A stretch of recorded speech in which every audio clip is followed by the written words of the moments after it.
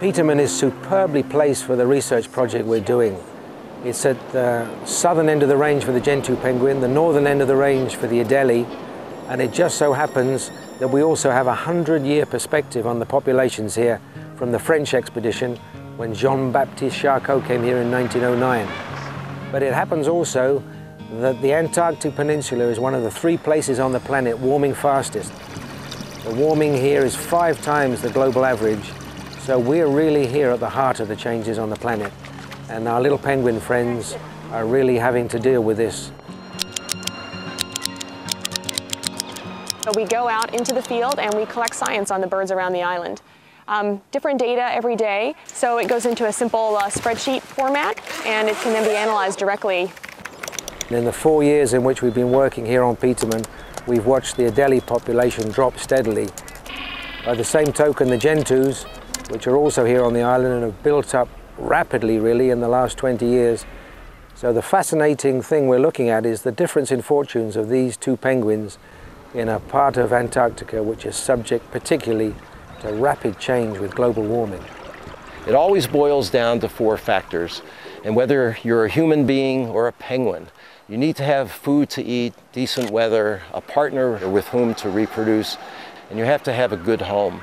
And when I see changes happening to these animals, I immediately go to one of those 4 factors, and that's a clue into what might be happening with the Adelies. Their food might be changing, the weather certainly is changing.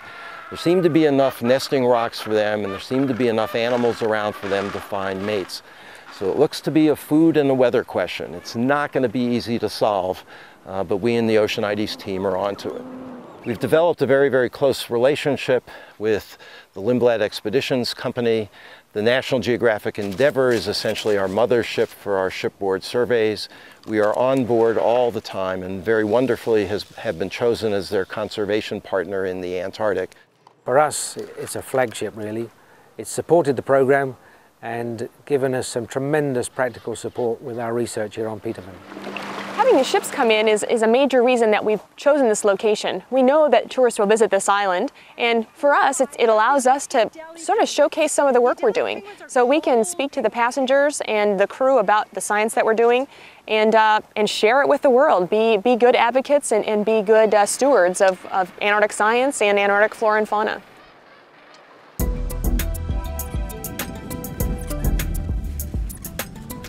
I'm Melissa Ryder, and I'm the field camp manager here at Petermann Island. The research work here at Petermann Island that Oceanites is doing is a part of a 5-year grant given by the National Science Foundation from the United States. This year is the 5th year of that 5-year grant, so it's our final season here on Petermann Island. The time that we've been here, we've spent working on the Adelies and the gentoo penguins, probably 85 to 90% of our time. And we're realizing more and more that our own lives are inextricably tied up with the lives of these penguins. Why? Because the climate is changing here in Antarctica faster than almost anywhere else on the planet. And we've been quite shocked to see the change in average temperatures here. And sure enough, it is affecting the penguin populations. Looking back on some of the old data, we can see there's been a huge change in the number of Adelies. Those Adelie penguins are declining fast. And by comparison, the gentoo penguins, which are sub-Antarctic, more oceanic species, are increasing very rapidly here.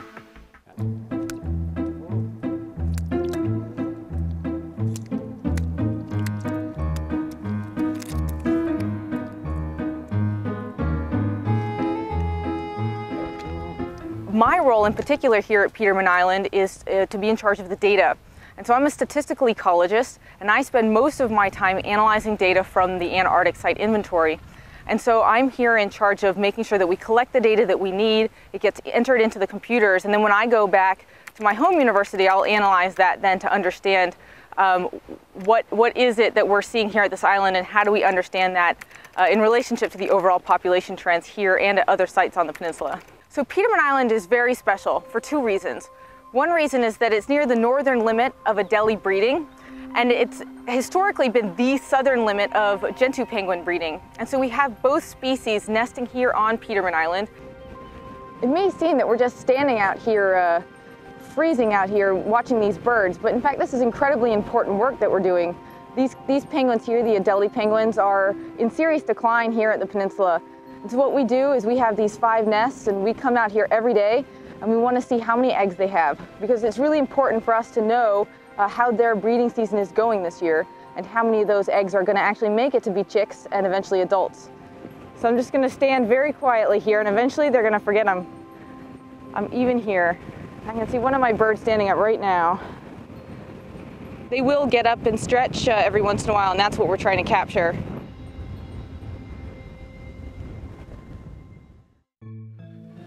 As a seabird biologist, we've always known that seabirds were crucial in understanding some of the key changes in our planet. We know this is the blue planet, and that's because 7/10 of our planet is ocean.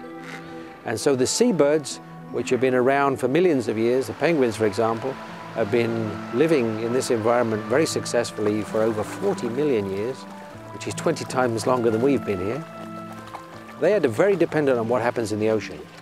There's nothing to feed on here in the islands and on the lands of Antarctica. All the food is in the ocean. And for seabirds, they become a bit like the canary in the miner's cage. It tells you just something about the health of your own environment. And when things change in the ocean, they affect seabirds. And penguins here are the best indicators of that.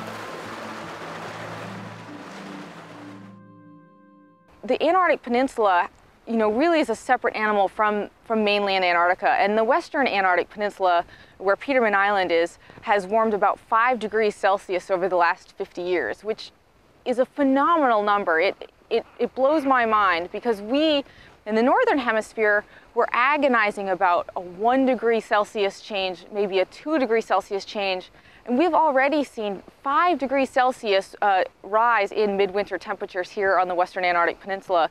So things are changing incredibly quickly here, and that's one of the reasons why Petermann Island is such an amazing site. We know that climate change, climate warming, particularly in the peninsula, is associated with the loss of sea ice, and also it can be associated with an increase in precipitation, both of which may have an effect on breeding birds. So sea ice is a critical component to the entire ecosystem of the Antarctic Peninsula, because sea ice is necessary for krill recruitment. And krill, it is the bottom of the food chain for all of the animals and birds living in the peninsula. The penguins and the whales and everything that lives here depends on krill. And the krill depends on ice. And with losing sea ice, we're really concerned about the impact that will have on breeding success in penguins. Penguins are essentially marine animals. They're seabirds. They depend on the ocean for their food supply. It's really their home. So by looking into the sea here and seeing how the underwater world is changing and trying to associate that with the changes they observe in the penguin colonies, we can get a better view of the big picture of changes going on here at Petermann. I'm planning to dive today right here in Circumcision Harbor. This is where the Pourquoi Pas was secured over the winter that Charcot spent here. I've dived this area for 5 years now, and in that time I've already been able to see a few changes. More algae growing on the bottom in some areas, for example, which I attribute to less sea ice cover during the winter. The waters here are full of life at all depths. In fact, the sea here is the source of all the life of the peninsula. Penguins and seals feed from the sea. The bottom is covered with amazing creatures, starfish and sponges and strange slugs and spiders, sea spiders. It's an amazingly beautiful and rich place underwater. In 7 years, about 175 dives around the Antarctic Peninsula, I've been able to film gentoos only about a dozen times. In the water, they're like little rockets, so maneuverable, so agile. It's incredible, just fabulous to see them underwater. They're transformed. You can see that they're really the perfect seabird.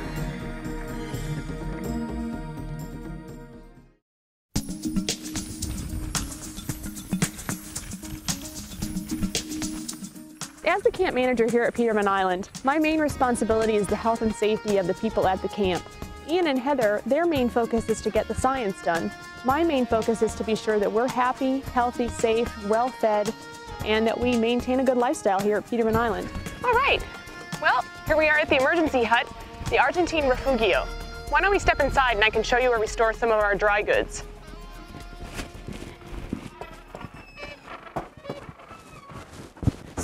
we are in the refugio, in the hut. It's a little bit rough, but it certainly does the job. A little bit of ice on the floor. A lot of water still comes in here. But a really simple setup here.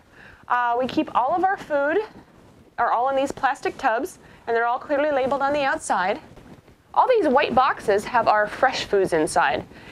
The inside of this hut is a perfect natural refrigerator. It probably stays about 32 to 34 degrees in here all the time. And it's not really susceptible to the changes outside just because there's enough insulation in the building walls this time of year. So underneath as well, there we have lots of water. Now, you can imagine we're surrounded by frozen sea ice. We have a small glacier on this island, but what are we doing with all this water? Well, frankly, it's really, really energy consumptive to melt water here in this situation, especially given that the island that we live on is inhabited by penguins. This is not very clean snow, and it would be very, very difficult for us to try to find clean water. All right, now we're inside the Arctic oven.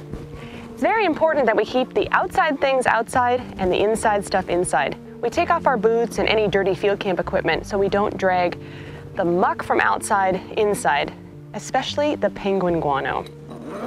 Take one step and we're in the office area. You'll see here we have a laptop computer. We use this for putting in our data from all the sites that we work around the island, and we also use this for our text iridium email. We have this telephone here, a satellite phone, that is able to upload and download emails in batches.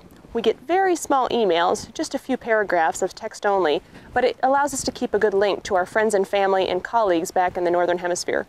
And then under the table here, it's a little difficult to see, but these two gray boxes are our solar storage batteries. The small plugs that are inside are hooked up to solar panels that are on the outside of this tent, and we're able to gain power on a nice sunny day, and we can run our telephone and laptop and music system completely from solar. We never have to turn on the generator to run any of these items. This is our heat system for the whole tent. We run on propane, just a small tank just like you'd have for your home barbecue grill. We can generally get about 20 degrees Fahrenheit warmer inside the tent than outside the tent if we're using that heater. Then we step into the kitchen. It's surprising some of the nice meals that have come off of this Coleman 2-burner stove. Well, my friends here at Peterman Island, many thanks to enjoying a holiday with you all. Yay! Yeah.